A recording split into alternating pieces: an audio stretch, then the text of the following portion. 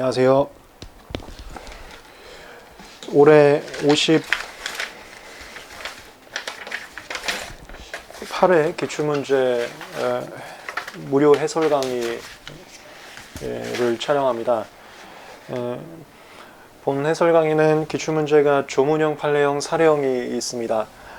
문제 유형별로 풀이를 해드릴 거고, 본 강의를 무료 특강으로 찍는 이유는 58회 기출문제가 복수정답도 많았고 전원정답도 많았는데, 복수정답, 전원정답 이외에도 문제가 다소 불명료한 지문들이 있었습니다. 그래서 지금 기본 강의, 주문 특강, 그리고 판례 강의까지 수강하시고 또 월말 모의고사를 보면서 공부 방향성을 설정하고 계시는 분들께서 기출문제를 받다가 좀 이해 안 돼서 내 공부 방향성이 틀렸나 이렇게 오해하실 수 있겠더라고요.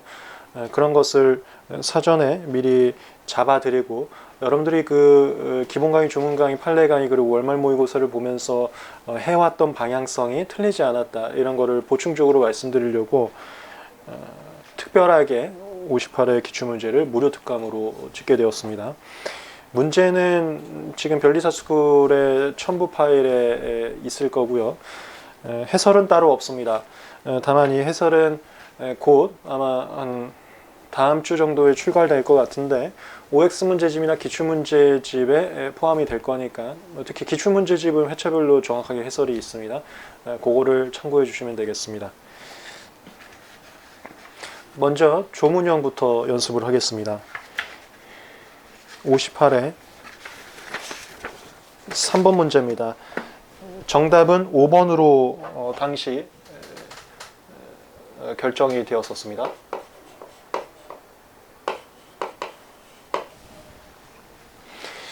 삼 번 문제에 관해서는 제가 작년에도 많이 강조를 했었는데, 최근에 여러분들이 너무 잘하십니다. 여러분들 실력이 너무 많이 올라와서 웬만한 분들이 제 수업을 들으신 분들은 특허법을 3개 이상 틀리는 경우가 거의 없어요.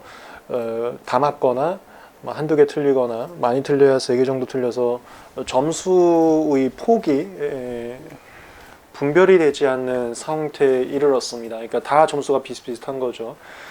그래서 변별력이 가려지지 않으니까 출제기관에서 변별력을 가릴 수 있게 문제를 꼬아달라, 좀 어렵게 해달라라는 요청이 작년, 재작년부터 있었다고 제가 들었습니다. 그 검토위원들을 통해서. 그러면서 문제 유형이 조금씩 바뀌었습니다. 그게 첫 번째가 기역, 니은, 디귿, 리을을 주고 다음 중 틀린 것은 몇 개인지 고르시오, 또는 다음 중 맞는 것은 몇 개인지 고르시오, 이런 유형하고, 그 다음에 여기 순서대로 올바르게 나열한 것을 고르시오, 이 유형, 이게 새롭게 추가된 유형입니다. 한번 연습을 해두시고, 앞으로는 이런 유형이 조금 더 많아질 겁니다. 왜냐하면 이런 유형들은 각 지문들을 정확하게 정답을 알아야지만 풀 수 있기 때문에, 다른 일반적인 오지성답 유형 같은 경우는 애매모호하더라도 정답을 찾을 수 있는 그런 상황임에 반해서 이건 정확하게 정답을 알아야지만 풀 수 있는 문제여서 이런 것들이 좀 늘어날 수 있습니다. 미리 기출의 경향성 변화 말씀드리고 해설 들어가겠습니다. 액수 제일 많은 거 고르시오. 먼저 이거부터 할까요? 이건 단수 남기입니다. 침비위 허겁이, 침해죄,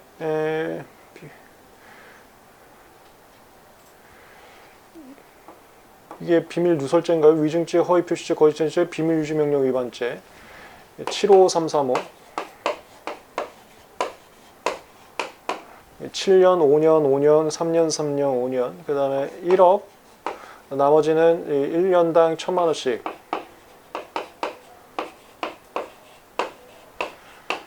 그 다음에 이번에 비밀 누설죄에서 전문심리위원이 새롭게 추가됐습니다. 그분들은 액수가 달라졌었죠. 우리 기본 강의하고 주문 특강에서 다 정리를 했었습니다. 그리고 과태료 부분, 과태료는 저희가 기본 강의에서 많이 강조를 했었는데, 심판 절차의 원활한 진행을 위해서 마치 협박하는 약간 그런 뉘앙스가 있다고 했었죠. 이게 맥시멈 50만 원 구성되어 있습니다. 기억, 특허법에 따라 선서한 통역인이 이것도 제가 기본 강의 많이 말씀드렸었네요. 제가 판례 강의에서도 말씀을 드리는데 우리가 판례 사건 같은 경우 그 무효 심판 사건 같은 경우 증거 조사 그러니까 문서화되어 있지 않은 것을 현장에서 문서로 만드는 작업 그게 대표적인 게 증인 감정 검증이 있다고 했어요. 그 중에서 증인으로서 저는 이제 제약 분야 담당하다 보니까 미국 의사를 초청하기도 합니다. 미국 의사가 심판정에 와서 증인신문을 하게 되면 우리가 이제 한국말로 하면 통역인이 이제 영어로 바꿔주고 거기서 이제 영어로 하면 우리들한테 이제 한국말로 바꿔주는 통역인을 같이 이제 데리고 옵니다. 그 통역인을 말하는 건데요. 증인신문할 때.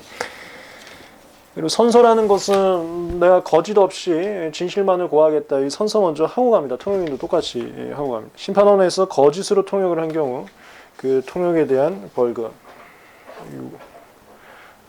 이걸 위증죄라고 하죠. 이건 5천만 원이네요. 그 다음에 이렇게 심판 절차에 비협조를 하면 과태료도 나올 수는 있어요. 근데 이건 이제 벌금으로 됐으니 5천만 원. 다음 니은.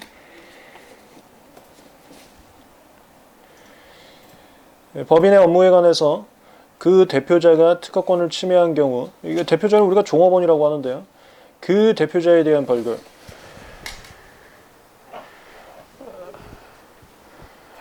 이게 그 양벌 규정 쪽 얘기하는 겁니다. 양벌 규정은 죄를 가한 사람, 그 사람을 처벌하는 외에 이 사람의 그 회사, 그게 개인 사업자하고 법인으로 나눴죠. 여기에까지도 같이 처벌하는 규정을 양벌 규정이라고 하는데요. 그 죄를 저지른 사람에 대해서는 여기 1533 양벌 규정이 OXX, OX였었죠. OXX, OX. 해당되는 조문에 대해서는 양벌 규정이 그 죄를 행한 사람은 요 금액으로 가고 그 다음에 양벌에 따를 땐 개인 사업자는 같은 금액인데 법인 같은 경우는 단위가 올라갔습니다. 침해죄 같은 경우는 3억, 나머지는 6천만 원 더블로 올라갔었는데 지금은 이제 죄를 가한 사람, 이 사람에 대한 처벌이니까 요 금액으로 가시면 되는 거예요. 이렇게 계속 엄청나게 꼬아놓습니다. 무슨 소리인지 아시겠나요? 이렇게 꼬는 유형이 그 과거에는 없어요. 과거 기출문제집 이제 나오시면 보시면 아시겠지만 최근에 변별력을 갖추기 위해서 생각을 한 번 더 하고 시간을 좀 많이 소요하게 되는 그런 문제들을 의도적으로 출제하고 있습니다. 침해에 대해서 침해한 자에 대한 벌금이니까 이건 1억이 되겠어요. 니은. 그러니까 여기다 다 써드릴게요. 기억이 5천만 원이고요. 이게 위증죄. 맥시멈 5천이라는 거죠. 니은이 이게 침해죄 1억. 디귿. 법인의 업무에 관해서 이것도 법인의 업무에 관해서라고 나오니까 이 법인에 대해서 양벌 규정이 들어가는 애들. 양벌 규정이 아까도 했었지만 OXX, OX. 이렇게. 종업원이 특허된 것이 아닌 방법을 사용하기 위해서 광고에 그 방법이 특허 또는 특허 출원된 것으로 혼동하기 쉬운 표시, 이게 허위 표시죄입니다. 한 경우 법인에 대한 벌금이 양벌 쪽으로 갔네요. 죄를 한 사람이 아니라 죄를 행하진 않았지만 같이 책임지게 하는 거. 법인 쪽으로 가게 되면 허위 표시죄 같은 경우는 여기 6천으로 가게 됩니다. 개인 사업자 같은 경우는 똑같은 3천으로 가는데 법인은 더 비싸게 해버려요. 6천. 이것은 6천.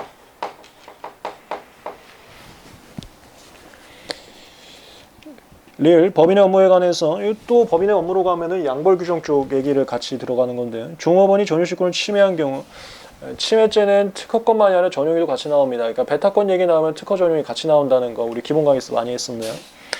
범인에 대한 벌금, 요쪽이네요. 양벌 규정 쪽에서 죄를 가한 사람이 아니라 법인에 대해서. 이거 굉장히 비쌉니다. 3억.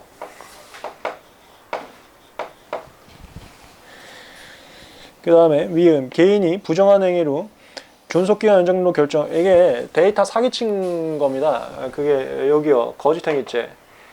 실험 데이터 조작하거나. 이거 최근 저희 제약업계에서는 신문기사 나고 난리 났거든요. 지금 너무 유명한 제약회사에서 실험 데이터 거짓으로 해서 추론해서 특허받았다고 해서 매우 이슈가 되어 있는 상태인데요. 거짓행위로 등록 결정 받은 경우에 개인에 대한 벌금, 그럼 거짓행위죄는 여기 3천만 원이네요. 여기는 이제 과태료는 들어가지 않고 여기 죄에 대해서만 문제가 구성되었었습니다. 이 순서대로 나열해서 정답은 5번이 됐었습니다.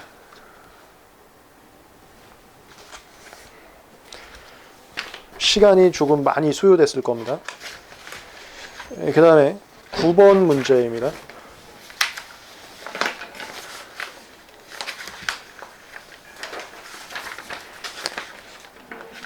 PCT 문제 1번 특허청장은 국제특허 출원에 청구 공의가 기재되지 않은 경우, 이거 파트 1 문제네요. 9번은 정답이 2번이었습니다. PCT는 우리 기본 강의하고 조문 특강에서 많이 했었는데 파트 1, 2, 3, 4로 나눠서 각 파트마다 공부하는 스타일이 다릅니다. 그래서 어떤 파트를 문제 내는 것인지를 먼저 인식을 하면 문제 풀기가 훨씬 더 쉬워지는데요. PCT 출원했을 때 이 PCT 출원에 관해서 방식 업무 담당하는 것, 이게 파트 1. 그 다음에 국제 단계에서 심사와 공개하는 것, 여기가 파트 2. 그리고 국내 단계 진입이라고 하는데요. 파트 3. 진입 후 다른 출원하고 특별하게 예외 규정을 취급해서 심사 진행하는 것, 특례라고 합니다. 파트 4. 지금 1번 지문 같은 경우는 파트 1 문제였었는데 이거 우리 조문특강에서 굉장히 많이 했었습니다. 조문특강에서 혹시 기억나시나요?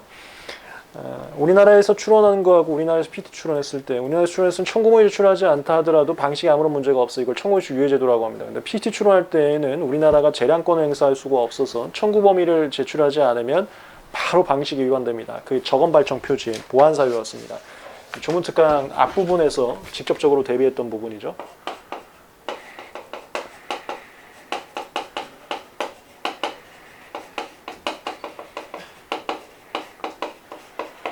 보안 명령 사유.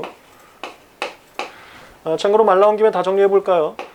방식에 위배되면 보안 명령하고 보정 명령 두 가지가 있었어요.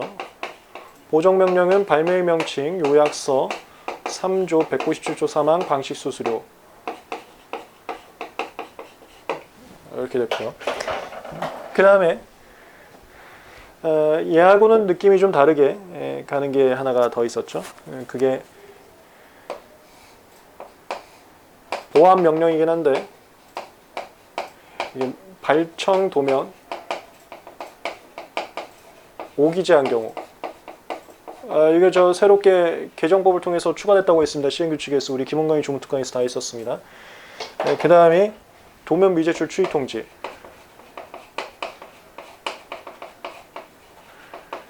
발명의 설명에서 도면에 관한 언급이 있는데 실질적으로 도면이 없을 때 추이 통지를 줍니다. 얘 둘은 얘들하고 달라요. 얘들은 이제 방식 위반이라고 해서 보안 명령을 불응하게 되면 출원을 인정하지 않고요. 보정 명령을 불응하게 되면 취하가 됩니다. 근데 얘네들은 이제 불응하게 되면 그냥 넘어가는 거예요. 도면 미제출을 불응하게 되면 이거부터 쓸까요? 이랬을 때 여기서 만약에 보안서를 낸다. 도면을 제출한다. 그러면 출원일이 늦어졌어요. 여기도 마찬가지. 보안서를 제출한다. 출원일이 늦어졌었습니다.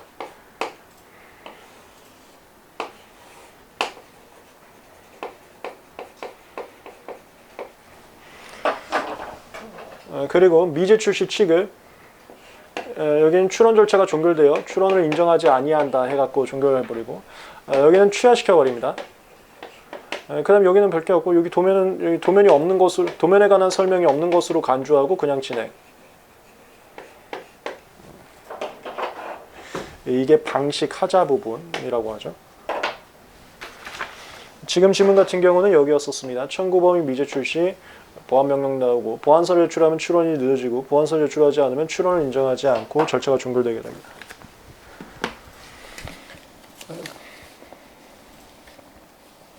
그리고 누구누구 은는이가 이걸 첨언해 주체라고 한다 그랬습니다.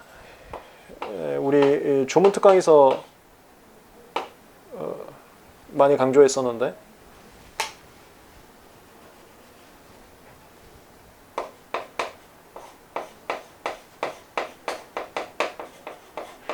처분의 주체는 심사관님이 이렇게 나오면은 집중하시고, 그 외에는 거의 맞는 질문으로 나옵니다. 지금은 여기 보안명령, 보정명령, 이거 전부 다 이제 출원 절차이기 때문에 특허청장님이 맞습니다. 심판 절차면은 심판원장님은 심판장님, 그 다음에 심사관은이라고 나오면은 주의하시고, 특허청장은 이건 맞는데요. 청구물과 기자이고 기관을 정해 서면으로 청구물을 주고서 보정명령, 여기가 틀렸네요. 보안명령을 해야 됩니다. 2번 특허청장은 이것도 누구누구 은는이가인데 여기 전부 다 이제 출원 절차이기 때문에 출원 절차 특허청장님이 맞습니다. 국제 출원이 도면에 관해서 적고 있지만 도면에 포함되어 있지 않아서 취재를 출원하기 통지하고, 여기네요. 도면 미제출 부분.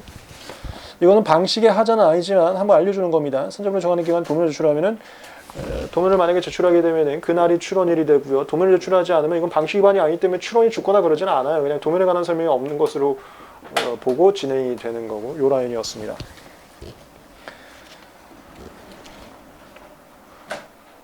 3번 특허청장은 국제특허 출원이 도면에 관해서 적고 있지만, 똑같은 내용을 이렇게 반복해서 출제한 게 작년에 좀 있었더라고요. 도면에 포함되어 있지 않아서 취재를 출원하기 통지하여도 출원인이 도면을 제출하지 않은 경우, 도면 미제출하더라도 이건 방식의 하자는 아니기 때문에 죽지는 않습니다. 그냥 진행을 하는 거예요. 그 국제 출원 취하된 것으로 보면 틀렸어요. 취하간주는 여기 보정명령 불응시고, 여기는 불응하면은 그건 도면에 관한 설명이 없는 것으로 보고 그냥 진행을 해버립니다. 절차를. 4번 국제특허 출원이 특허청장님으로부터 195조 4호에 따라 산정으로 정하는 방식을 위반해서 보정명령을 받고도, 보정명령 여기죠. 반려 3조 193은 방식 수수료. 보정을 하지 않은 경우 그 국제특허 출원은 인정되나 실제 심사 단계에서 방식 위반에 대한 거절 이후 통지를 받고 보정을 하죠. 거절 이후 통지 아니에요. 이거 바로 방식 위반으로 취하돼 버립니다. 출원 절차 종결돼 버립니다. 실제 심사 가지도 않습니다. 끝나버려요. 5번 2인 이상이 공동으로 국제 출원하는 경우 수수료 납부는 출원인 대표자 또는 특허법 3조 위반 법정 대리인만 할 수 있다. 이게 좀 아쉬웠는데요. 이거 기본 강의 조문 특강 어디서도 들은 적이 없을 겁니다. 왜냐면 문제 자체가 조금 이런 표현을 써도 되는지 모르겠는데 뜬금이 없어요. 그래서 생소하실 수는 있는데, 그리고 이거를 반복해서 어떤 단권을 하거나 그럴 필요도 의미 없는 지문이라고 생각이 됩니다. 하여튼 지금 제가 기출문제 풀이 강의를 올해 유독 특이하게도 무료 특강으로 찍으니, 원래 이거 기출문제 강의에서 하는 건데, 그것은 혹시라도 기본 강의, 조문 강의를 들으신 분들께서 좋은 문제를 풀다가 나 이런 거 공부한 적이 없는데 내가 공부했으니 잘못됐나 라는 오해를 삼지 않게 만들어 드리려고 제가 무료 특강으로 열고 있는데요. 그런 관점에서 이 5번 지문은 단권화 안 하셔도 괜찮습니다. 반복 출제 안 될 겁니다. 여기 지금 190조가 등장하죠. 이게 대리인 부분입니다. 대리인. PET 출원은 대리인이 대신할 수 있어요. 그래서 수수료 납부는 대리인도 할 수 있습니다. 거기 법정 대리인만 할 수 있다고 하는데 아니에요. 제가 냅니다. 이거 제가 기본 강의 때 말씀드렸죠. 변리사가 냅니다. 그래서 PET 출원 같은 경우는 1030 스위스 프랑 이렇게 돼서 굉장히 비쌉니다. 그거 이제 제가 갖다 내요. 그래서 대표자는 그 출원인 중에서 대표를 정한 사람인데, 대표자, 법정 대리인 많이 틀렸습니다. 임의 대리인도 얼마든지 할 수가 있습니다.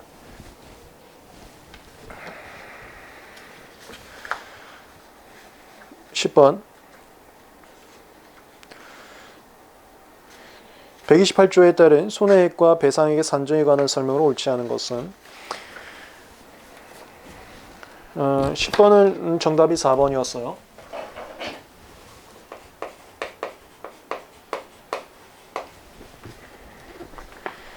1번 침해에 의해서 특허권자에게 손해가 발생된 것은 인정되나 그 손해액을 증명하기 위해 필요한 사실을 증명할 시 해당 사실의 성립상 극히 곤란한 경우, 여기 읽자마자 이거 128조 7항 떠오르셔야 됩니다.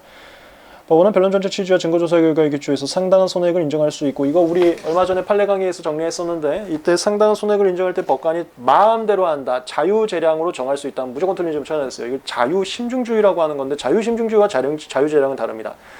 객관적 합리적으로 누구나 수긍이 갈 수 있게 결정을 해야 됩니다. 판례 문장에서 배웠던 것은 해당 사실의 입증이 극히 곤란하더라도 그 해당 사실과 최대한 근접한 간접 사실의 탐구에 최선을 다하고 이 간접 사실로부터 누구나 수긍할 수 있게 객관적 합리적으로 도출해서 상당한 손해액을 결정해야 되지, 그냥 지 마음대로 결정한다면 틀린 점을 찾아내세요. 128조 7항이었습니다. 2번. 특허권자는 고의 또는 과실로 인한 특허권 침해로 입은 손해의 배상을 청구할 수 있으며, 맞죠? 이것은 저런 거 많이 했었어요. 일단 저거 했었죠. 침해 금지 또는 예방 청구할 때는 침해 행위만 있으면 바로 할 수 있고, 근데 손배할 때는 침해 행위만이 아니라 고의 또는 과실이 필요하고, 신용회복도 마찬가지고요. 그 다음에 침해죄라던가 아니면 징벌적 손해배상에 따른 손해배상이 증액이라고 표현하는데, 이것은 침해 행위에다가 고의까지 요구되는, 이 고의 과실에 대한 척도 나누기, 요 라인이었습니다. 침해한 자가 침해 행위로 인해서 얻은 이익액을 특허권자가 입은 손해액으로 추정한다. 이 128조 4항이죠. 128조가 2항, 4항, 5항 중에서 입증할 수 있는 걸로 하나 받아가면 돼요. 제가 판례 강의에서 말씀드렸지만 저희 제약 분야는 실무에서 4항을 제일 많이 합니다. 그 다음에 2항이 더 비싸고 입증할 수 있다 그러면 2항 청구하는 게 특허권자 입장에서는 더 좋겠죠. 어쨌건 2항, 4항, 5항 중에 하나 받아가면 되는 거고, 4항이 침해자 이익액, 5항이 합리적 실시료, 합리적 로열티, 2항은 침해자 양도수량에 배타권자 이익액을 곱하고, 이건 근데 그 계산식이 복잡해갖고 2항 요 밑에다 쓸게요. 침해자 양도수량에 침해행위 외에서는 판매할 수 없는 사정이 있은 걸 제가 수업 시간에 공제라고 표현했었죠. 빼서 여기다가 배타권자 이익액 곱하고,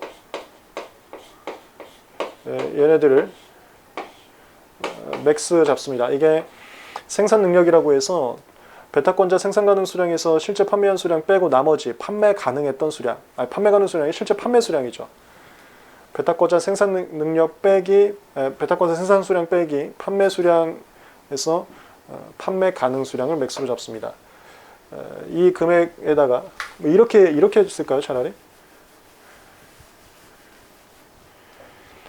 침해자 양도 수량에 공제 수량 빼고 이걸 맥스 수량 잡아서 여기까지는 배타권자 이익을 곱하고, 배타권자 이익을 어디다 곱하는 걸로 식을 표현한다 하더라도 그 소리가 그 소리니까 잘 이해를 해주세요. 그 다음에 여기다 이제 플러스, 이게 개정법이어서 중요한 부분인데, 여기서 공제 뺀 거, 그 다음에 여기서 맥스 초과량, 그리고 실시권 설정 불가 사유가 있으면 실시권 설정 불가 수량 빼고, 여기다가는 합리적 로열티 곱해서 합산액을 128조 2항으로 청구할 수 있다. 플러스라고 하죠.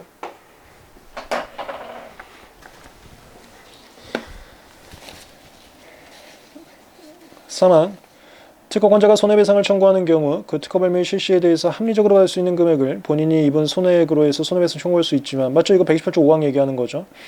손해액이 합리적으로 받을 수 있는 금액을 초과하는 경우에는 그 초과액에 대해서 손해배상 청구할 수 있다. 맞습니다. 이게 128조 6항입니다. 그리고 이거 맨날 시험 문제 나올 때 똑같은데, 이게 합리적 실시료예요. 이거보다 더 손해가 있음을 입증할 수 있으면 더 받아갈 수 있습니다. 하지만 더 받아갈 때에는 상대방이 고의 또는 중과실 없으면 감액이 가능하다. 참작할 수 있다. 그게 플러스 알파에 대해서만 참작할 수 있는 것이다. 128조 6항. 그리고 우리 1번 문제에서 나왔지만 7항은 2항, 4항, 5항 중에서도 입증이 곤란한 사정이 있으면 법원이 더 도와주는 거. 그 다음 8항과 9항은 징벌적 개념에 따라서 형법에서 많이 하는 죄의 정도를 확인하는 체크리스트를 고려해서 맥시멈 3배까지 징역할 수 있는 부분. 그게 128조였었습니다. 4번. 특허권자가 생산할 수 있었던 물건의 수량에서 실제 판매한 물건의 수량을 뺀 수량, 이걸 맥스라고 합니다. 특허권자가 판매한 단위 수량당 이익액을 곱한 금액을 손해액의 한도로 하고, 요즘 맥스 잡는 거예요. 여기서 치매행위 외의 사유로 판매할 수 없던 수량에 따른 금액은 빼야 한다. 이게 이제 구법이죠. 이거는 우리가 이미 너무 많이 쓴 최종 정리에서도 하고 개정법에서는 여기 플러스가 더 추가되었다.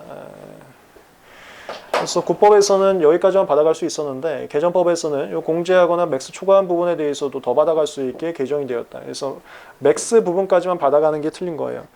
맥스 부분까지만 한도로 하고 여기가 틀렸습니다. 맥스 이외의 부분에 대해서도 합리적 로열티를 더 받아갈 수 있습니다. 그러니까 이렇게 표현하면 맞는 거예요. 맥스까지는 베타권자 이익을 받을 수 있고 맥스 초과분에 대해서는 특별한 사정이 없는 한, 특별한 사정이라는 게 실시권 설정 불가 수량, 특별한 사정이 없는 한 합리적 로열티를 더 받아갈 수 있다. 이렇게 하면 맞는 지문이 되겠습니다.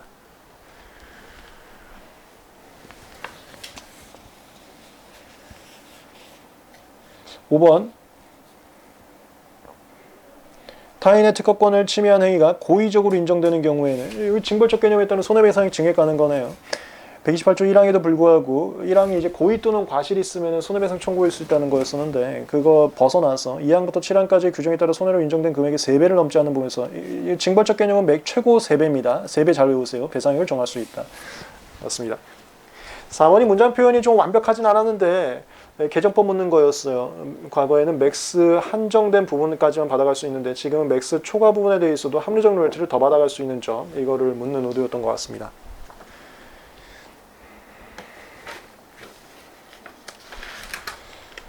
14번입니다.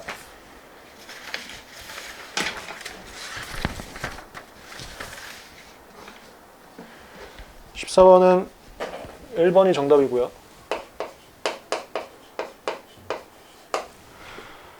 특허권자 또는 그 특허권의 전유시권이나 등록된 통상시권을 가진 자가 89조 1항에 따른 의약품 제조 허가를 받지 않고 다른 사람이 허가받은 경우, 이건 우리 작년에 최종 정리에서 너무 많이 했었거든요. 그리고 제가 올해 기본 강의나 종합 특강에서 너무 많이 강조했었네요. 거절이오죠. 그 특허 전용이 아니면 등록된 실시권자가 허가받아야 되지, 그렇지 않으면 거절됩니다. 존스키 현장 출원은 거절된다. 맞아요. 그리고 이거 판례 강의에서도 관련된 쟁점 배우고요. 0.1초 문제였습니다. 2번. 특허 발매 실시하기 위해서 의약품 제조 허가를 신청했으나 신청자의 책임 있는 사유, 이거 허가 신청입니다. 책임 있는 사유로 보안 지시를 받은 경우에는, 이거 우리 이제 판례 강의에서 많이 하는데, 보안 지시를 받은 다음에 6개월이라는 건 그냥 자기 마음대로 낸 겁니다. 이런 거 공부한 적이 없어요. 여러분들 어려워하지 마세요. 이 문제에서 그냥 지 마음대로 만든 겁니다. 6개월에 관련 서류를 제출해서 신청부터 3년 6개월 후에 허가를 받은 경우, 내가 보지도 않은 개념들이 많이 등장하니까 살짝 당황하셨을 건데, 이겁니다. 허가에 따른 존속기간 연장 기간이 등록 후 임상시험 기간과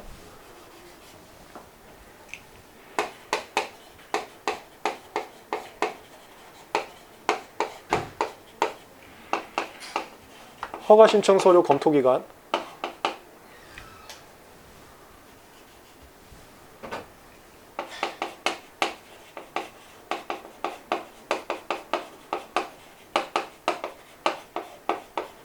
그 다음 여기서 허가 신청이 규칙 사유로 지연된 기간은 뺍니다.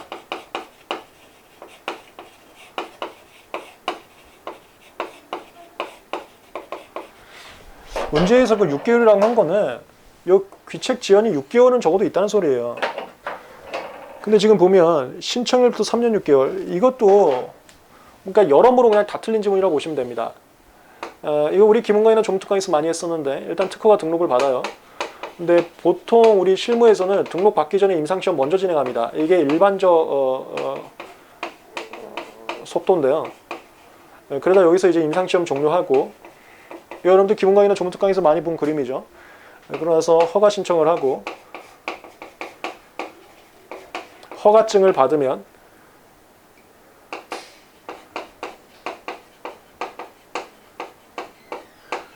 연장 가는 기간이 등록 전은 안 됩니다. 여기 임상시험 기간부터 종료할 때까지 이거랑, 그다음 허가 신청부터 허가 받을 때까지 이거에서 허가 신청 규칙서로 지연된 기간 빼는데, 첫 번째가 이거 빼고요. 이거 귀책으로 보고, 그 다음에 두 번째가 여기 이제 보안명령이라고 나온다 있습니다. 이게 그 특허로 말하면 거절하고 비슷한 거예요. 보안명령에 따른 지연된 기간 빼게 되는데, 지금 문제는 이거 임상시험이나 이런 거 하나도 주지도 않고요. 신청일부터 3년 6개월, 여기서부터 여기까지 3년 6개월 걸렸대. 근데 그 보안명령이 적어도 6개월은 소요됐다는 거예요. 이 보안명령이 귀책으로 인해서 지연된 건지 아닌지도 조건이 없습니다. 이거 우리 판례 강의에서 했죠. 보안명령이 나왔어도 다른 신사부에서 계속하고 있다면 저는 귀책으로 인한 지연이라고 보지 않는다. 그 판례에서 우리 했었는데, 이게 귀책이 아니라 하면은 3년 6개월 있지만, 이게 귀책이 맞다 하면 여기서 6개월 빼야 되거든요. 근데 어떤 조건도 없기 때문에 그냥 뜬금없이 3년 6개월은 무조건 틀린 겁니다. 문제 자체가 완벽하지도 않고, 문제를 이제 등록 시점, 인상시험, 시작 시점, 종료 시점, 허가 신청 시점까지 다 주는 게 더 완벽했었는데, 그것도 없고, 그 다음에 그냥 문제를 출제하신 취지는 보안명령이 귀책사유라고 단언하신 것 같아요. 근데 그것도 조심하세요. 판례에서 봤지만 보안명령이 나왔다고 해서 그게 무조건 귀책사유로 지연된 기간이 아닐 수도 있는 겁니다. 근데 만약에 이 문제는 그냥 이게 그냥 귀책이라고 본 것 같아요. 그래서 귀책을 어떻게 더해서 이거 존속기간 연장하냐, 그런 걸 취지로 내신 것 같은데 깔끔하진 않았습니다.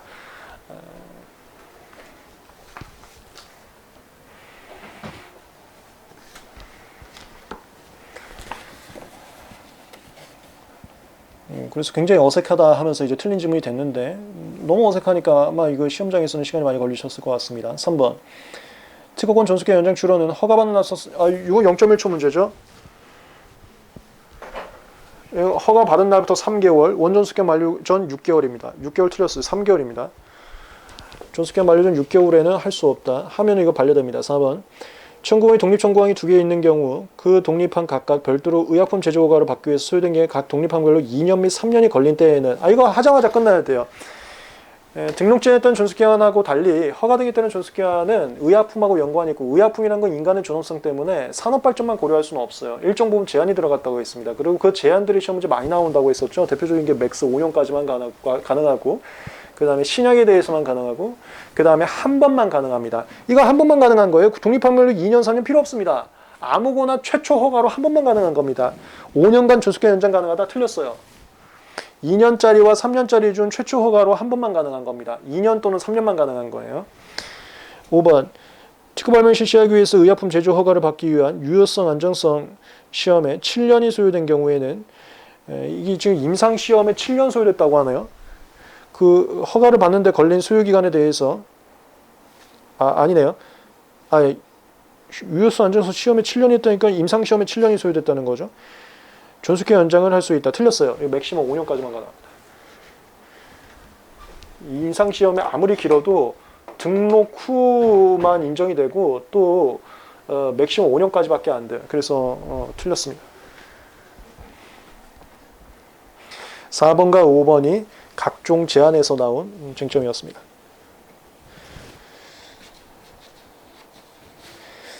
이 중 2번과 4번에서 여러분들이 강의 시간에 한 번도 본 적이 없었던 특이한 시간들이 등장을 했습니다. 이게 이제 그 근본적인 제도의 취지를 이해하고 그 제도의 취지를 바탕으로 충분한 응용력을 통해서 풀이하는 그런 유형의 문제인데,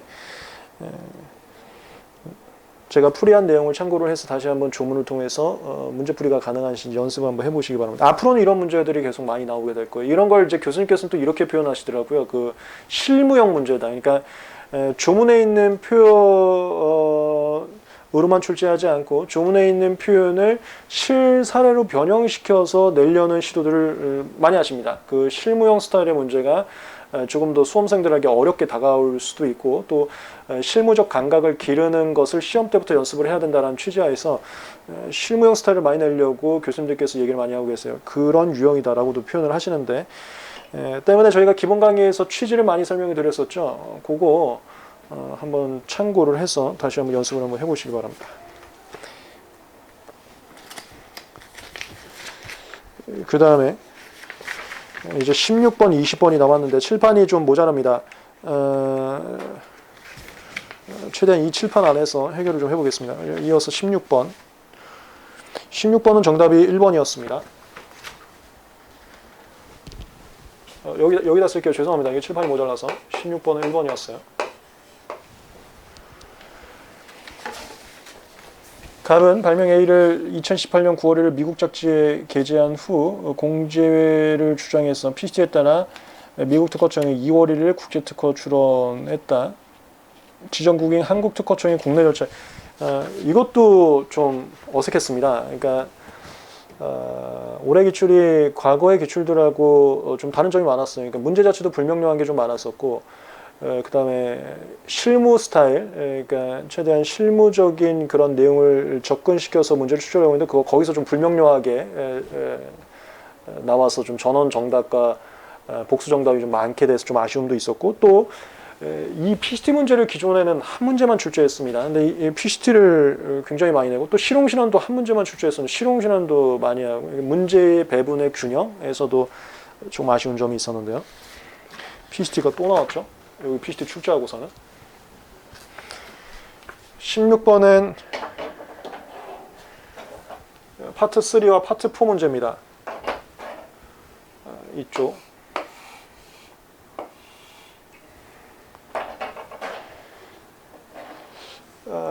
좀 칠판이 부족하다 보니까 그림은 그리지 않고 바로 해설하겠습니다. 1번 갑이 미국 잡지에 게재한 것에 대해 30조 1항 1호 적용받고자 하는 경우, 이 0.1초죠. 이거 특례 문제였어요. 기준일부터 30일. 2018년 9월 1일부터 2년 7개월 이내 아닙니다. 기준일이 지금 문제에 안 나와 있어요. 기준일은 우선일부터 2년 7개월 또는 그 전에 심사 청구했으면 심사 청구일이 기준일이 되는데, 여기 지금 심사 청구를 했는지 아닌지 그런 것도 안 나와 있다 보니까 기준을 정확하게 산정할 수는 없습니다만, 하여튼 기준일부터 30일입니다. 이게 틀렸죠. 2번 0.1초 문제였습니다. 2번 방금 거는 특례였고, 갑이 특허청자에게 누구누구에게를 수신처라고 하는데, 이것도 우리 조문특강에서 많이 했었습니다. 출원 절차면 전부 다 특허청장님에게 제출하는 거고, 심판 절차면 심판원장이면 심판장님한테 제출하는 건데, 이건 전부 다 이제 출원 절차이기 때문에 특허청장님에게 맞죠. 서면은 이게 203조 서면입니다. 이게 좀 파트 3 얘기겠네요. 국내 서면 제출 기간 내, 국내 서면 제출 기간이 우선부터 2년 7개월이에요. 근데 여기는 이제 우선권 주장을 하지 않았기 때문에 출원부터 2년 7개월이 되겠죠. 제출하면서 번역문의 제출 기간 연장이라는 취지를 기재한 제출한 경우, 이거 번역문 제출이네요. 번역문 추가 번역문 1개월 연장할 수 있었죠. 9원에 함께 제출하지 않아도 된다. 맞습니다. 1개월 연장할 수 있습니다. 3번 갑이 국내 서면 제출 기간에 발명 서면 청구본이 도면에 국어원을 제출하고 이에 가름한 새로운 국어원을 제출했습니다. 맞죠? 기간이 남았으면 국어원을 또 낼 수 있어요. 심사 청구한 후에는 그러하자. 맞습니다. 이거 우리 조문특강에서 너무 많이 했었죠. 외국어 특허 출원과 외국어 PCT 출원에 대비하면서 기간이 남았으면 번역문 다시 낼 수 있는데, 외국어 특허 출원에서는 심사 청구하거나 명서 도면 보정을 하면 그 후엔 못 내고, PCT에서는 심사 청구하면 그 후엔 못 한다. 그래갖고 출원인이 심사 청구한 경우와 제3자가 심사 청구한 경우까지 나눠갖고 정리를 엄청 많이 했었습니다. 이거 0.1초 만에 이제 튀어나오셔야 됩니다. 조문특강에서 강조 많이 했던 부분입니다. 4번 갑이 특허청자에게, 이거 누구누구에게가 다 출원 절차니까 특허청장이 맞고요. 서면에 제출한 게 이게 203조 서면이라고 생각하시면 됩니다. 한국에서의 출원일은 특허청장님에게 서면에 제출한 203조 서면에 제출한 날이 아니라 국제 특허 출원일은 2019년 2월 1일입니다. 맞죠? 이게 PT 출원의 효과죠. 0.1초 문제. 5번 갑이 PT 19조 규정에 따라 청구를 보정. 19조 규정은 3, 4조 보정하고 다르게 청구범위만 보정이 가능해요. 3, 4조는 발명 서면 청구범위 다 보정이 가능한데, 그 보정수의 9원을 제출한, 정확하게는 이게 진입에서 많이 했었죠. 기준일까지 제출한 경우에는 살지량에 따라 보정되는 것으로 맞습니다. 파트 3 문제였습니다. 파트 3과 파트 4 관련된 쟁점이었어요. 특히나 파트 3 문제들도 쭉 이루어졌었네요. 마지막 문제 20번입니다. 실용신안에 관한 설명으로 옳은 것을 모두 고른 것은, 정답은 5번이었었습니다. 여기다 써놓을게요. 20번은 5번입니다.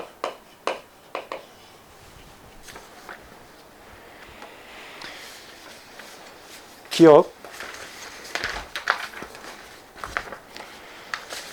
실용신안 출원이니, 실용신안 문제 나오면 우리가 그 기본 강의 조문 특강에서 정리했던 것처럼 특허와의 차이점 빼고는 전부 다 특허 문제다라고 생각하시고 푸시면 돼요.